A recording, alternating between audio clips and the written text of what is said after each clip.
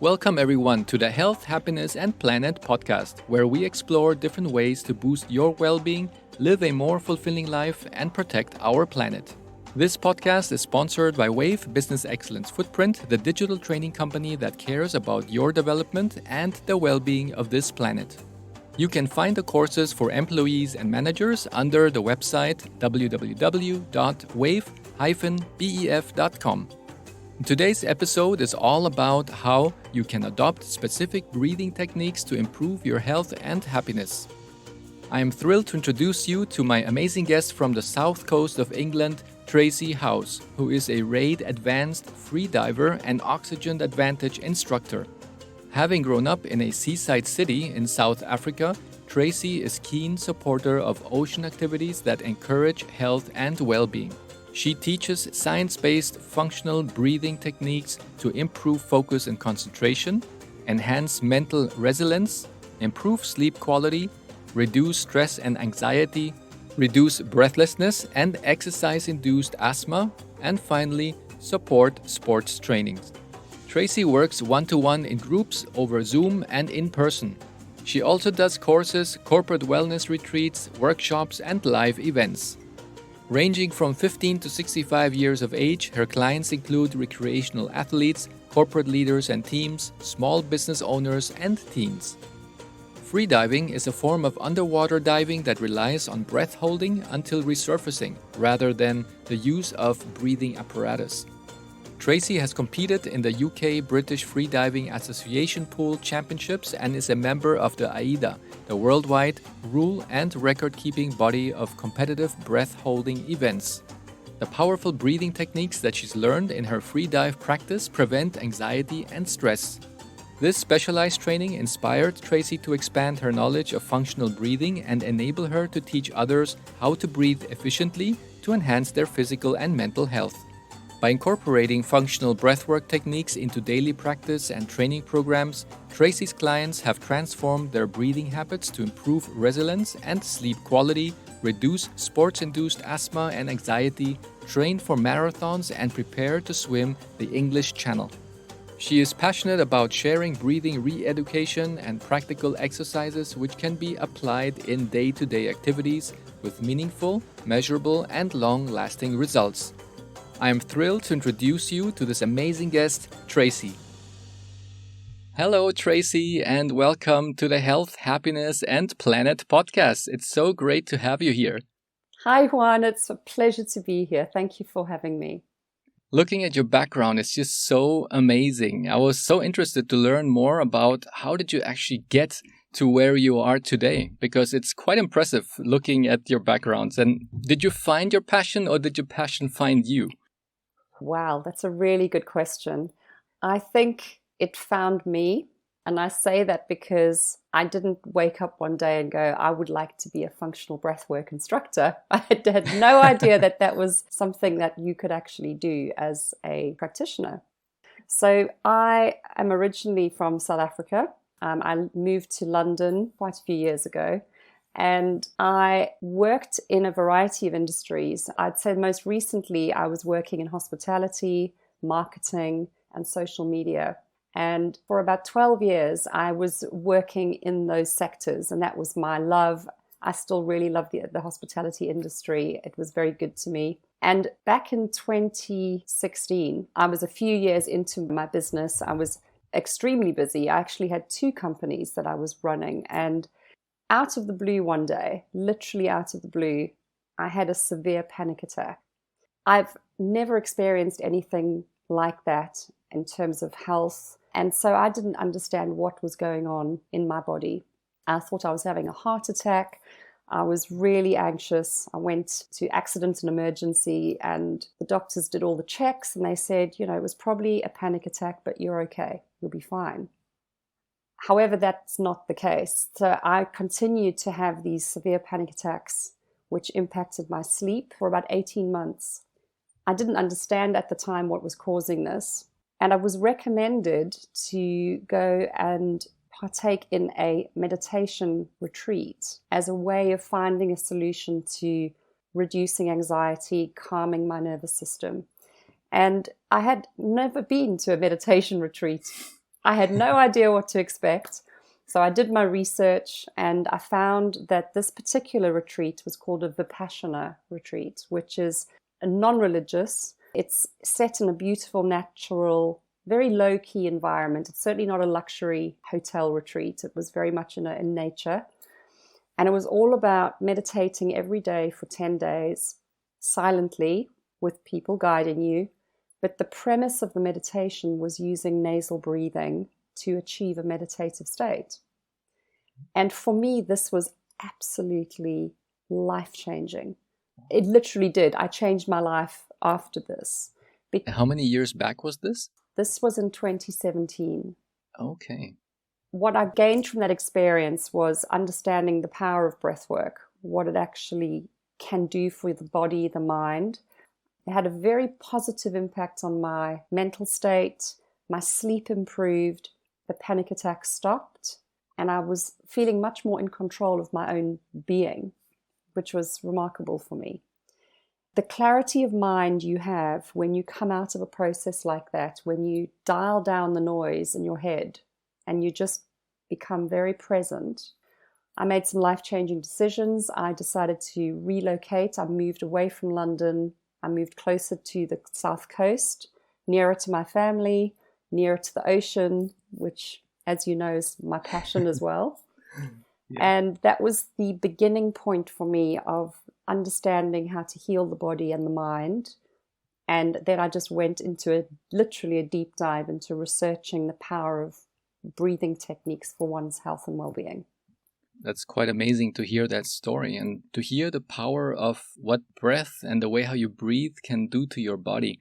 I mean, I've been now since 23 years working in the corporate world, and nobody ever mentioned not one word about optimizing the way you breathe to be more calm at work or to be more stress-free in your life. And if I look at management, from now and then you see one or the other being in the burnout, then they cannot come back to work for 6 months, maybe a year until they start recuperating.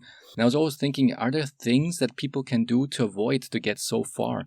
Even simple things like you just mentioned right now, just by doing proper breathing, that is going to hopefully avoid you to get into a burnout. Do you think that the power of breathing is that strong that you could really avoid going too far when you are being overly stressed at work? Absolutely. I also think you have to make smart lifestyle choices because we are very much a performance-driven society, and the corporate world is based on performance, targets, and if you don't achieve them, the stress, the anxiety, depression, poor sleep, all of that just starts to build. And what I discovered through my research and understanding how the body works is that when you are in a constant state of low-level anxiety, you have a lot of the stress hormone cortisol in your bloodstream, which causes the heart rate to increase. And it also means that the body is constantly in a state of fight or flight. So the nervous system is completely out of balance. And if you're not sleeping properly, you're not eating properly, you're not giving yourself time to just be and rest, this is all going to take over. And I think that is very much what happened to me, is that even though I loved my job and I enjoyed working at the pace I was working at, my body didn't. And the way the body reacts is it will do something to make you stop. So I think the most important thing is self-awareness. If we're not aware of what's going on in our body and our mind, we can't change anything. So I think that's really where it starts for anybody, particularly in the corporate world, because it's all about, as I say, delivering. But you still can. You just need to learn how to manage that better, in my opinion. Exactly. Yeah, the self-awareness, I think it's very important because it's something I realized that not many people have. I think everybody has that power, but somehow they unlearn how to have that self-awareness. And I always think that I'm a lucky person because I always had that somehow intuitively in me. So if I would read books about self-awareness, I was thinking, that's weird because that's the way how I do things anyway. But then when I speak about it to my colleagues at work a couple of years back, they were like, what? We don't do none of that. How do you do that? I'm like, well, I don't know either. Sometimes they're just things that one does it by instinct. But before we continue, I have a very interesting question, which maybe not everybody will know what is the definition, is about functional breath work. Because we know what's a lot of people maybe hear about functional training. They know, okay, that's somehow using my whole body and in the gym. But what is functional breath work, functional breathing? So the term functional breathing relates to two very specific things. Number one, biomechanics of the body, so how your body moves when you breathe. And number two is biochemistry of the body, so how oxygen and carbon dioxide interact in the blood and how that impacts our breathing. The focus for functional breathing is all around nasal breathing. So we don't breathe in and out through our mouth, we focus wholly on nasal breathing. Okay. That's something new. It's the first time I heard about functional breathing. And the right terminology, is it functional breathing or functional breath work? Either or. Yeah. Either or. Okay. Tell us more about what freediving is and how does the training support stress reduction? For example, I think that's one of the things that also struck me a lot when I saw about freediving, because I think that was probably a shock or maybe a trauma, because when I was a kid, I fell into the water and my parents did not notice until a little bit later. So I don't remember none of it, but all I know until today, when I go underwater, I don't feel relaxed. I get really nervous. So when I see people who do things like what you do with freediving, I'm like, wow, that's for me like having a superpower. That's such a great way of thinking about it, because our breath hold is like a superpower. Just to give you a very basic definition, freediving is diving underwater, holding your breath without the use of any breathing apparatus. So, for example, surfers, if they go under a wave and they hold their breath, they're freediving. We just extend the breath hold so we can go deeper. So that's essentially what it is. Okay, very good. And that type of training you then use to support your stress reduction, right? Well, for me personally, and I probably could speak for many freedivers around the world, because somebody did ask me this and said, you must all be really calm people. But I have to say, when you start learning how to freedive, the key is relaxation. You cannot hold your breath if your body is in a high state of alert. Or you can, but for a very short period of time. And it's interesting what you said about your body has probably remembered that experience from when you were a child, and immediately the panic is setting in because it's not comfortable. In my experience, I came to freediving after I started my breathwork practice, but I had been a scuba diver before, and I found the equipment, the bubbles, everything very noisy, and I didn't enjoy that experience at all. But from a very young age, as a small child, I'd always liked being underwater, holding my breath, playing underwater.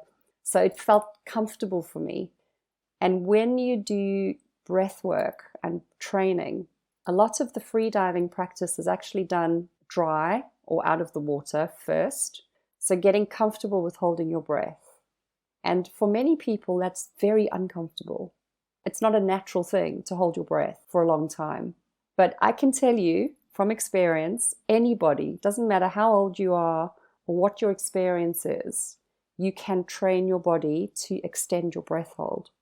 And what I find when I dive, so if I've held my breath, I go under, you are extremely present because the mind focuses 100% on the fact that you're holding your breath. So you can't have active imagination or crazy thoughts going on because you have to be absolutely in the moment and be calm underwater so that you can continue to swim on breath hold. And I find it a very powerful relaxation for me. I come out of the water and I think you can feel endorphins in the body. You feel really vibrant, you feel really alive, you feel very positive, you have a very positive mindset. And I think if you speak to any freedivers now, you can ask them this question and they'll probably say the same thing, that it has this incredible power to realign your mind and keep you in a very calm state so that you can do and enjoy the dive. I absolutely love it. That's amazing. And from your experience, what is the average, what a normal person who has not done any freediving and has no practice on holding the breath, what is usually their time that they can hold their breath? Very different, because everybody's breathing control is different. For example, today I had somebody in one of my classes who was a trained musician, so he had very good breath control. So I got him to hold his breath, and he was very comfortable for a minute. No problem. Mm-hmm. Somebody else who's never done it before, has no practice, might hold for 15, 20 seconds. Okay. So you start wherever you start, and then with practice and over time, you increase and increase and increase. Yeah. But essentially, you get comfortable with the discomfort. Wow. Because what's happening in your body is carbon dioxide is building up in your blood. You're not losing that much oxygen. And that's the chemical signal to the brain to keep us alive, to get us to breathe. So you are training your nervous system to be more tolerant to CO2. And in other words, to manage your response to stress better. And that's where this powerful breath hold technique can have a very deep impact on mind and body once you know how to do it. Wow, that's fascinating. For the freedivers who are experts, how long can they usually hold underwater? So the world record at the moment for what's called a static breath hold, which is where you literally lie face down in water holding your breath, is 11 and a half minutes for men and just over 9 minutes for women. That's amazing. Somehow I just had in my mind, like if you're more than 6 minutes without oxygen, that somehow your body will not be able to manage it anymore. And I think most people probably will even faint. But it's possible that the human body can really train itself to get to such extremes. It's just fascinating. We are mammals, essentially. And if you think about whales, dolphins, they all use breath hold when they're underwater. But they obviously can stay under for a lot longer than us. But we have something within the human body called the mammalian dive reflex, which actually, what that means is we have these little receptors around the face. So if you put your face into cold water and you hold your breath, immediately your heart rate starts to slow down. So it's a natural reaction, actually, to calm the body so you can hold your breath longer. So all we're doing is taking this opportunity and maximizing it with training. Amazing. I'm always surprised at the human body, how it adapts to certain surroundings and environments. For my next question, in today's fast-paced world, many people struggle with staying focused and not having the ability to concentrate for more than a few minutes.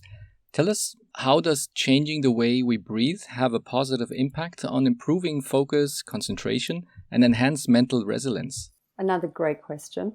So in terms of becoming more focused, this is very much going back to self-awareness. If we are self-aware in terms of how our body feels when we breathe, you can experience different techniques in the body to help you become more focused, improve your concentration. And if you say to anybody, in fact, we can do some techniques together if you like, but if you say to someone, focus on the breath, it feels very abstract. It's like, well, I breathe anyway, so what does that mean? Yeah. And this is, I think, the challenge of something like meditation, where you sit there and you think you have to empty your mind or listen to music, and the mind gets overactive and it starts wandering all over the place and the breath becomes almost non-existent.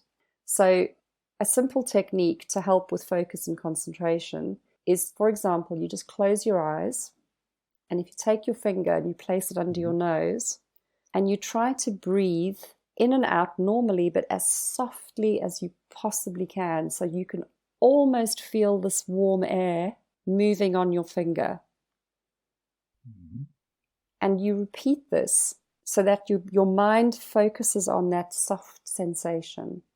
And once your body is used to how that feels on your finger, you try to replicate that without the finger, just breathing very softly in and out through your nose and imagining cool air going into your nostrils and warm air coming out. And you might even feel a slight tingling on the top of the lip. The key with this is the physical sensation. So when you know how your breath feels through your self-awareness practice, you can actually focus the mind on that sensation, and that's how you improve your concentration, for example. Another way to do it is to focus on movement in the body. So you can place a hand on your chest, a hand on your tummy. You close your eyes, and as you inhale, the chest will rise, the tummy will rise. And as you exhale, you'll feel your body start to soften and the rib cage slowly moving in.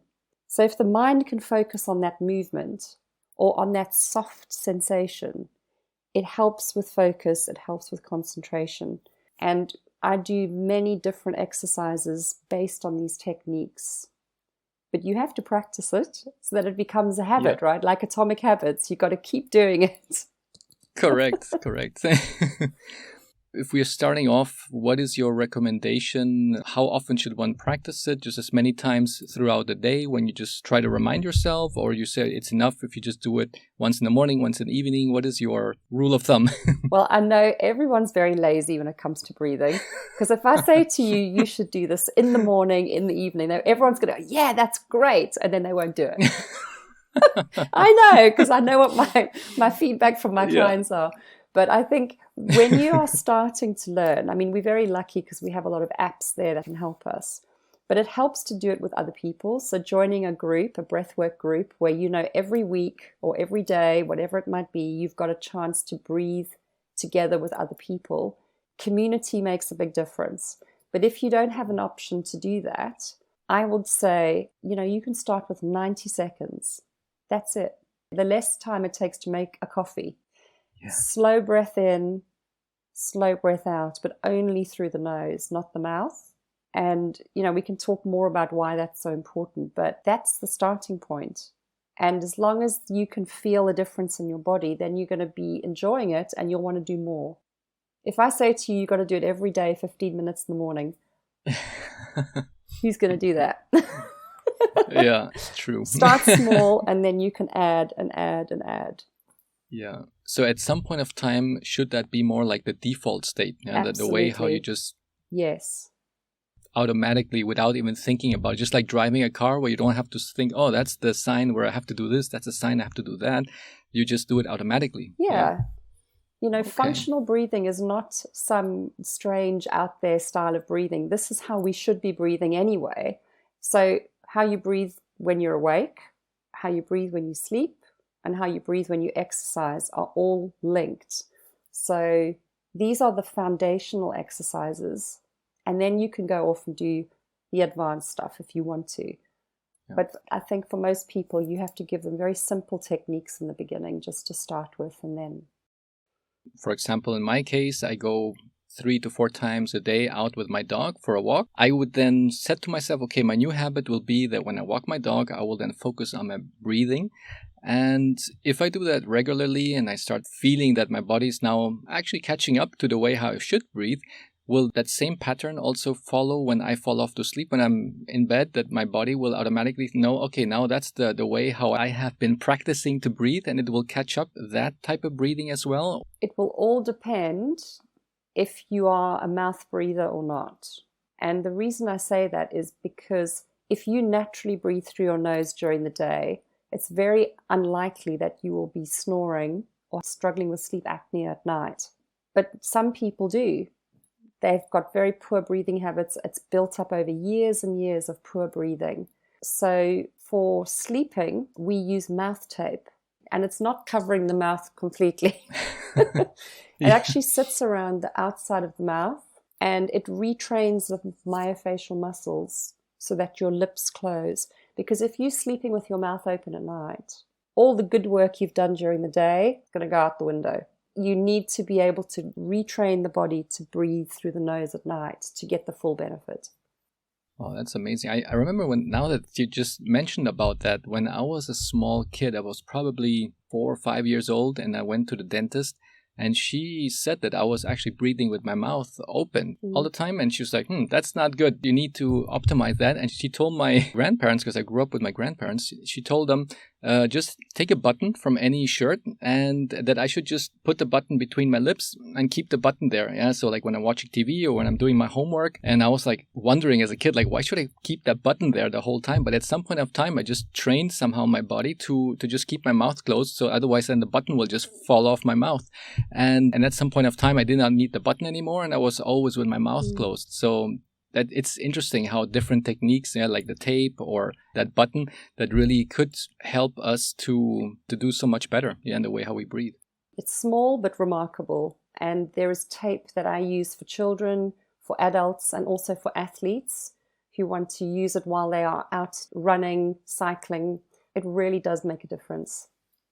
Excellent. So that means when we are training or when we are in a workout, should we still then focus on doing only the breathing through the nose? Because some people say, yeah, breathe in through the nose and exhale through the mouth when you're doing heavy lifting. Does that apply, or what is your experience there? With my experience of working with athletes, there's two different protocols. For example, if you are training to run a marathon, you can run a marathon completely nasal breathing, without mouth breathing at all. And that's really, really important, because if you are putting pressure on the body and you're running or you're cycling, for example, but you're mouth breathing, that's going to cause a lot of upper body tension and exacerbate exercise-induced asthma, where you just feel wheezing and you can't breathe properly, and then suddenly it passes and it doesn't happen during the rest of your day. So you can absolutely train in certain cases to just do nasal breathing with very fast-paced exercise. So kickboxing, for example, there's a lot of physical activity, weight training where it's very, very, we're talking bodybuilding, heavy weights. Yeah. For very short periods of time, yes, you can breathe through your mouth. And that's absolutely essential, because at that point, it's a requirement for you to complete that form of training. But what we then do with the athletes is that we ensure that when they're not training, using their mouth open, the rest of the 23 hours a day, they're nasal breathing. So they can balance it. But for most people who are not professional competitive athletes, there's no need to breathe through your mouth at all. Yeah. So I often get a lot of conflict with that when I say this to people. And then when I work with athletes and they practice it, it takes training. It can take up to 6 months to get comfortable with nasal breathing if you're running 25 kilometers. Wow. Because the nose will stream. It will feel like you've got the worst cold ever, but actually it's just the body resetting and realigning. And when you get into the flow, you get 20% more oxygen when you breathe through your nose. Why wouldn't you breathe through your nose? And it's filtered air. Filtered air. And we have this incredible molecule called nitric oxide, which is only produced in our sinus cavity. Oh, wow. And it's an amazing thing, because when you breathe through your nose, it's a vasodilator, so it opens the blood vessels, so you get more oxygen-rich blood coming into the body, into the lungs. That doesn't happen if you mouth breathe. And when you hold your breath, you increase the nitric oxide. Amazing. So when you put the science next to the practicalities of it, it makes perfect sense. As our human body is made out of millions and millions of cells, every organ, every tissue, every muscle. And if we can nourish them with nice and rich oxygen, you can just connect the dots and say, okay, that automatically is going to give me more health and more vitality and longevity, probably. Absolutely. I couldn't agree with you more. My next question is more for the listeners who have a stressy job. So if they are the whole day working and they are already low in energy and they're going to get back home and they're already feeling anxious that they cannot get everything done throughout the day because they have so many other tasks that they would like to accomplish, and they feel that the tension is already rising, what would you recommend them to do? Is there a simple breathing technique that you would advise them to do so that they could just somehow slow down their adrenals and their stress hormones to be pumping? Absolutely. What I would say is you have to take a holistic approach. When we look at the body, regardless of whether it's in a work environment, sports environment, or at home with our family. But there's 3 key factors that will influence how you breathe. And that is your lung functionality, how everything is working within the breathing muscles and the body, your mindset, and how you sleep. So the physical, the chemical, psychological, and sleep. And if any of those are out of balance, it's going to have a knock-on effect on the others. So there's not one sort of tick to fix everything. Let's say you're the CEO of your company, or you are managing a team, and you have to have tough conversations, right? Sometimes conflict resolution, performance management, maybe you're going through a buyout, you've got a lot of legalities around that. The mind gets so full, and then actually what happens is the body doesn't know what to do. It's kind of trying to absorb all of this tension and information. And what I always say is there's one exercise that I love that you can use sitting at your desk. And I call it the 4-6 breathing. Breathe in for 4 seconds and you breathe out for 6. So you extend your exhale. So simple, so easy to remember. You do a few rounds of that, maybe when you go and make that cup of tea before your meeting. Slow your breath down. In for 4, out for 6. And what that will do, it will reduce the cortisol in the bloodstream, the stress hormone, calm the heart rate, and oxygenate the brain. So in that moment, you will have more control.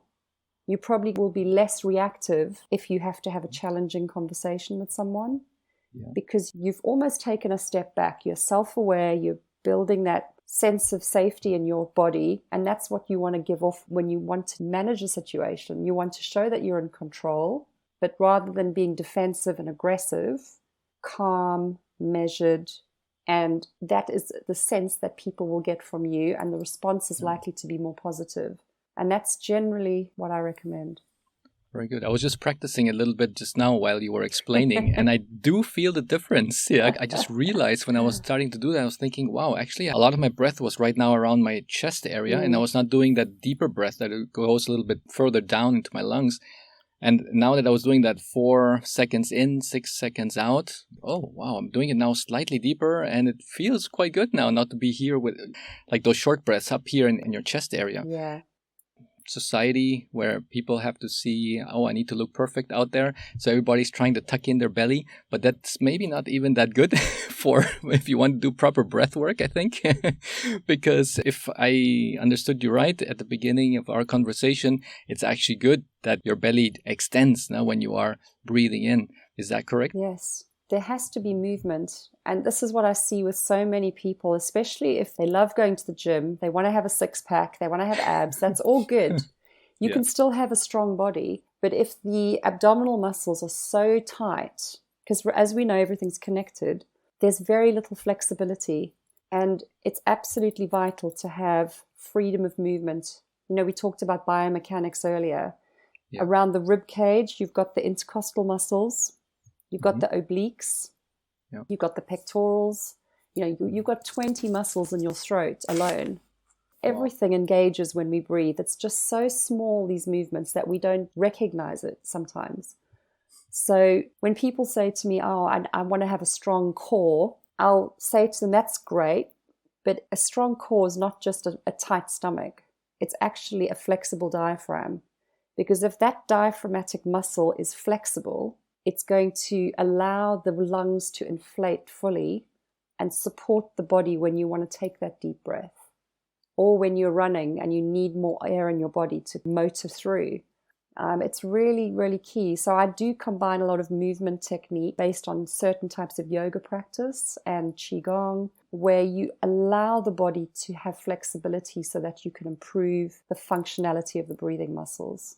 So we go deep into the science and the movement, but the end result is just feeling good in your body, feeling good in your mind. That's it. That's all we want, right?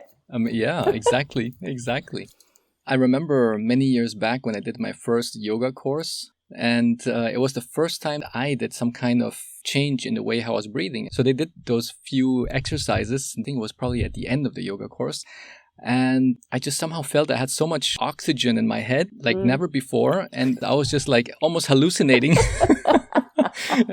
And I was singing along to songs in the car and like happy, and people were just looking at me like, what's wrong with this guy? You know, why is he so happy? It was just amazing. And I was thinking, oh my gosh, this just changing my breath here in this yoga class made me like almost a different person.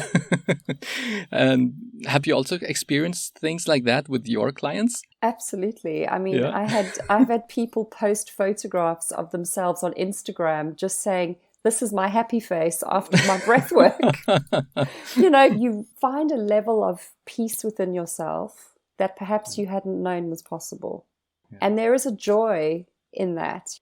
You learn about yourself every day. And if you want to go down that path and use breathwork techniques to support you, you can discover simple pleasures.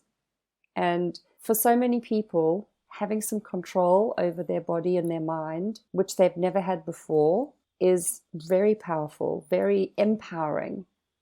And so people often say to me, I have a very calming, sort of nurturing exterior. And I just think, I've always been fairly chilled out, but the breathwork techniques have definitely helped me manage negative emotions, stress, as I said, anxiety in the past.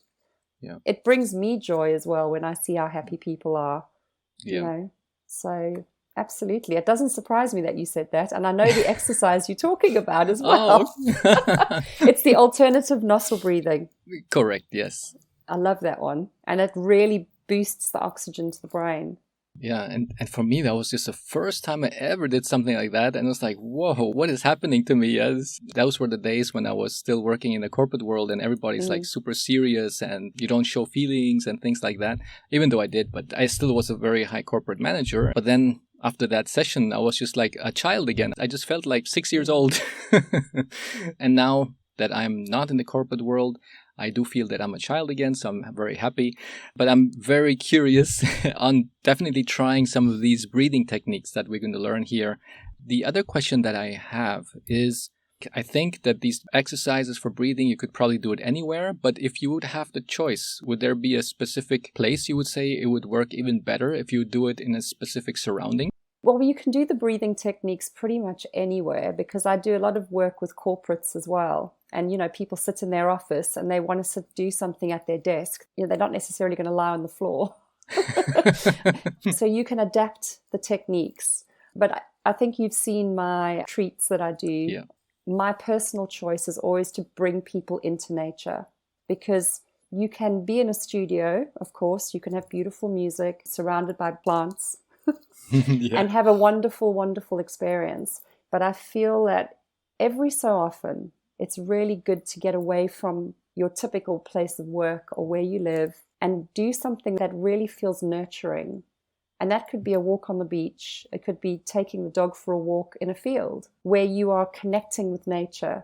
And you can walk and do breath work exercises. You don't have to lie on your back. You could do walking and breath hold.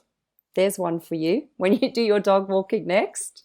Okay. See if you can do a few walk on breath hold until you feel you need to breathe. Then just breathe normally for a minute. And see if you can do 3 to 4 rounds of that. And how does your body feel? And you'll find with practice, your breath hold gets longer. You get more comfortable. The body, it's becoming more tolerant to the CO2. So there's ways you can adapt, but my personal preference is always near, if possible, the ocean or in nature. And when I hold my breath when I'm walking, should I first inhale and then hold, or should I just hold once I've exhaled the air? When would be the best time to hold my breath? So my teaching that I'm very passionate about is based on the principles of the oxygen advantage. So we don't hold on an inhale, we hold on a passive exhale. So what a passive exhale looks like is just a soft breath in and a gentle exhale. Hold. So the body is completely relaxed. There's no stress in the body. And that's how you hold for as long as you can. Because when you hold on a full inhale, you're putting a huge amount of pressure on the nervous system. And that's what we do with freediving. So I'm not teaching people the freediving techniques unless they want to go underwater. For the normal functional breathing techniques, we hold on a passive exhale. And you'll find your body starts to adapt slowly and surely. That's definitely something I'm going to try out tonight when I go out with my little loved one. Yeah, great. Well, you have mentioned a couple of things, what you offer, but maybe it would be nice to get to know the whole spectrum of what are the things that you offer to your clients and what are the kind of things that you can solve for them. Because many people, I think, come to you with different issues. And but sometimes with those techniques that you show them, you can really fix those root causes that they have. Could you give us an overview of what clients can expect from you? Absolutely. So I will have people coming to me, for example, who are still recovering from COVID, long COVID, and their lungs have been impacted, COPD, where they have very low lung function. Usually they had medical treatment and they're now looking at complementary natural support to help their bodies to heal. Anxiety, stress, panic attacks, sleep issues. So that can be insomnia, sleep apnea, snoring. If they are athletes, or not even professional athletes, just leisurely athletes, people who love cycling, running, swimming, hiking, they'll come to me to improve their breath hold, and we'll do specific breath techniques to help their body adapt so that they can improve performance. I also do very specialized training called simulated high altitude training, which is where we use techniques that you would use for someone who's going to climb a mountain. For example, I have a client who's climbed Mount Everest, and we use the techniques of reducing oxygen in the body to adapt the lungs so that they improve performance. Wow. I've worked with parents and teenagers with exam stress. How do they manage their anxiety around exam time? I've also worked in the corporate world, so companies that want to really support their staff and give them tools to manage their own emotional state so that they can optimize their performance and really look after themselves and nurture themselves. And sometimes I just have people that are curious. They've heard about breath work, they don't know anything about it, and they want to find out more, so they'll come and see me. Wow, that's so amazing. I just remembered a very nice show that I've seen when I traveled with my wife to Hawaii. And there they have a Polynesian cultural center. And at the end of this day, they had a beautiful show. It's called Breath of Life. And it had to do regarding the topic breath and about the first breath that people take when they are born in the world. And that when you leave the world, it's the last breath that you take as well. And there was a very, very nice show. And somehow it just came into my mind right now when you're explaining this. and everything in between those two breaths, there's so much that can happen and so many right ways and wrong ways to breathe within that first one and the last one. And what I've also seen in your social media, in Instagram and also in LinkedIn, that you have very nice photos from your retreats, which look fabulous. And you bring your clients back to the roots by making them more connected to nature. Please tell us more about your retreats. And I've also even seen that many times you also have them go barefoot and to be more connected to the planet Earth. Tell us more about this. Thank you so much for asking that question, because I'm really passionate about that. I watched an incredible film called The Earthing film. You might have seen this. And you and I had a very brief chat about how this works. And it really is all about taking your shoes off and connecting your feet to the ground. And there is scientific evidence around what that actually does to the body. To put it very simply, by connecting the body to the ground directly, we change the electromagnetic balance in our body, and that enables the body to reduce inflammation. And as you know, inflammation is what causes infection and disease. So finding the time to reconnect the body to the earth is really important as part of your whole wellness experience in life. You know, you might never take your shoes off unless you go swimming, you know, if you think about it. Yeah. I'm very lucky. I live near the beach, so I can take my shoes off, walk on the sand, feel the earth. But so when I have my retreats, we start in a beautiful space. It's very cozy and it's intimate. And then we take everybody out into the forests or the field, wherever we are. I get them to take their shoes off, and we do a walking meditation with breath hold, barefoot. And we do this in the middle of winter. I mean, everybody in January in the UK, it's freezing, right? Nobody kept their shoes on. I thought they would, but they all took their shoes off, connected to the earth, and it really enhances your sensation in the body. It distracts the mind a little bit from the breath hold, which helps. But I now have clients that will practice this every day. You know, you said to me, what can I do every day to build this habit? If you have access to ground, doesn't really matter what it is, sand, grass, ocean, whatever it is, spend some time and walk barefoot and do some short breath holds while you're walking. You're going to create more nitric oxide in the nose. You're going to oxygenate your body, and you're going to reduce inflammation through the grounding technique. I'd love to hear if anyone does it from this podcast and let us know. Yeah. It's quite amazing because since the past 15 years, I was researching and interviewing a lot of people, asking them what is it that gives them energy and what is it that also takes away their energy. And that was derived through a question that I had when I was a child. When I was a child, I always wanted to know why some people were happy and jolly in life and other people were just grumpy and in a bad mood all the time. And that was, for me, it was very interesting. I was thinking, but why is that way? Everybody should be happy. And then later on, when I was grown up, then I said, well, let me just do a project. I'm just going to start interviewing people, asking them what makes you happy, what gives you energy and joy. At the end, I had so many data points that I could subgroup them into 6 groups. And I'm actually writing a book about that right now. And one of those groups, it has a lot of subchapters. And one of those subchapters was the topic about grounding and earthing. So I was very curious of thinking, that's weird because I did hear that from time to time. And then later I saw the documentary, the one you mentioned, the Earthing movie with Clint Ober. And I said, okay, everything that I'm going to write in the book, I need to try out by myself. And usually my wife and I, we both try it all out with different eating styles, new habits, just to see, okay, does it do our bodies good or not so good? And the same thing we did, okay, let's try out grounding. And we did.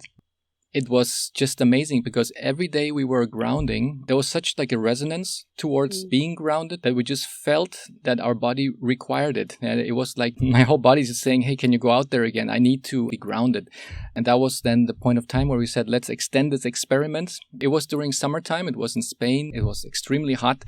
And usually when it's so hot, you just don't want to walk that much because everything is sticky and your feet in the shoes are like all sweaty and stuff. You just want to go back to somewhere cooler. But we said, hey, let's just take off our shoes and see what's going to do now for the rest of the day. And that was, I think, the first day that we were able to walk so much in that city in Spain that when we arrived to the hotel at the end of the day, we were not tired at all. We didn't have any muscle pain anywhere. We felt totally relaxed. And we looked at our steps counter that we always have, our mobile phone, and we were like, holy cow, we had over 30,000 steps that we did on that day, and we were fully barefoot. And then we said, okay, we're going to extend this pilot a little bit longer because it's super interesting, and we have seen quite a lot of changes in our body since we have been doing all that grounding throughout that vacation. And then later on, we went across Europe and we covered 10,450 kilometers barefoot. We went through different cities. That's also part of our book. That's one of the chapters. I can't wait to see your new book. That sounds fantastic. And it's so amazing because we were just like the normal person who would try to park the car as close as possible to the entrance to the mall or to the supermarket. But it was all because we were very uncomfortable in our shoes. We had lots of inflammation in our body as well, in our joints. And after going barefoot, all of that just disappeared. And of course, it was not only that, we also changed our diet. We did more movement. We did many, many good things. And now we're going to add breath work to it. So that's going to be, wow. Amazing. Maybe one more question regarding the barefoot and your meditation. How do you do the walking meditation? Is it just being in the present moment? Because one of the things I noticed being barefoot, just like being underwater, when you are holding your breath, like you mentioned today, you really forget about everything else that you have to do because you're right there in the present moment. And the same thing happens when I'm barefoot, but I've never done that barefoot meditation. Could you give us more information on that? How does that work? Giving away my secrets. Oh. No, absolutely. Because I think this is a technique that anyone can do, but it's very interesting because when I do groups of people, we sit down afterwards and I ask them for feedback. And some people absolutely love it and other people find it very challenging, which is very much a mirror to how you're feeling about your life at that moment. Because when you hold your breath and you add movement, you are actually doubling up on the challenge in the body. So it's very easy to sit quietly and hold your breath. But when you incorporate movement, the body has got more to think about. It's got more distraction. So I give them a series of verbal cues. So we get them to take their shoes off. We get them to walk on the grass or wherever we are for about 60 seconds. Just normal breathing in and out through your nose. Let the body start to acclimate to the environment. And then I get them to hold one nostril closed and just walk with one nostril, breathing. Then we swap nostrils. So 1 minute, one nostril, 1 minute, another nostril. And I do that for a couple of minutes. And then we close it with them opening both nostrils and breathing normally, which everyone likes because suddenly they're getting so much air into their body. But what's super interesting is that the people who find it really challenging, it's not the barefoot, it's the sensation of the nostril being closed and not getting enough air in their mind. Wow. The ones that feel really comfortable with it are so distracted by nature, the grass, the sun on their face, or if there's a wind blowing, they actually forget that they're holding their breath and they just get into this meditative rhythm. And everybody is so different. And I love doing that because it's a real mirror to your soul at that moment. So I would suggest, other than the short breath holds when you're taking the dog for a walk, when you do your grounding next, do some alternate breath holds on your nostril, each nostril, and see how that impacts your experience with the grounding. Yeah. And it will be a very interesting experiment, really, because you learn a lot about yourself in that moment. And then you think, you know what? I might do that again, or actually that's not for me, but you've learned something about your body. That's right. And then you can decide, do I resonate with it? Does my body ask for more or not? And then you can always guide yourself according to your feeling. But it's definitely something I will try. Fantastic. And you can do it for as long as you feel comfortable. I don't tend to do it more than 6 to 8 minutes because otherwise it can put a lot of challenge on the body if they're not used to it. Try it. Let me know. Great. Thank you. And I also encourage those listening to do that as well. And I'm very curious to hear the feedback from those who are going to test it out. And my next question, for people who do not have any severe health issues, but their goal is to sustain their health for many years to come, what would you recommend? Would it really just try to focus what you said at the beginning of our conversation to get that default state where you can get that nice and easy breathing, where you first just have your finger under your nose, where you can somehow already know the regulation, how strong and I'm exhaling and how strong and I'm inhaling, so that I can just make it nice and soft, moving the chest and the belly, with the breathing in and out. Is that more or less the direction you would recommend us? For starting off, absolutely. These are the foundational exercises. But when you have to figure out how it feels for you. So the finger under the nose is one technique, just to get comfortable with how the softening of the breath feels. Your hands on your rib cage, there's a load of different exercises around that. But if your body is not expanding when you breathe, that means there's a lot of rigidity, and that needs to be practiced in order to create more movement. So, as you say, a little bit every day, soften the breath, engage the diaphragm by making sure the ribs move when you inhale and exhale, and learning how to just extend your exhale when you're feeling really stressed, for example. Because stress is not always a bad thing. We need stress to perform. But if it's overwhelming you and you aren't able to function and it's taking over, just 4 in for 4, out for 6. Calm the breathing. Because once the breath is calm, the mind will calm as well. So that's, I would say, is a good place and an easy place to start without it becoming too, like you feel like you've got to do so much work. It doesn't have to feel like that. Exactly. One should not feel that, this is overwhelming. And and when it gets too complicated, it's like getting a new device in the kitchen, and the manual is like 50 pages. And you're like, okay, I just better give it to somebody else. Just too hard. No. Yeah. We start slow and easy. And you can always find me online and see, and I'm happy to help. That's perfect, because we actually came to the end of our podcast today, and it just went by so fast because it was so interesting. You have been a very lovely guest for this episode. Could you tell us where our listeners can find you? Thank you so much. It's been my pleasure. So I am very active on LinkedIn under my name, Tracey Howes, as well as Instagram as Tracey May Howes. And I share a lot of breathwork techniques, my retreat dates if you are in the UK and you want to come and join me. And I also teach online. So I do online courses. I have an online community. If you're not on social media at all, I think you can share my web link in the show notes. I've got a new website coming, so I can send you the details soon. Excellent. Very, very good. I'll be putting all of those links in the show notes. So in case anybody's driving or doesn't have any place to take notes, I'll have them there. Thank you so much, Tracey. It was wonderful. See you next time again. Thank you so much, Juan. It was a pleasure. Bye. Same here. Bye. What a wonderful and interesting conversation. I hope this episode with Tracey has triggered curiosity about how you breathe and how you can incorporate a couple new tweaks that will do magic to your well-being. I encourage you to pick at least one action step from today's episode and see how it positively impacts your energy and happiness. For myself, I'm going to use the technique which Tracey shared with us on the barefoot walking meditations, as well as the breathing technique she explained at the beginning of our conversation.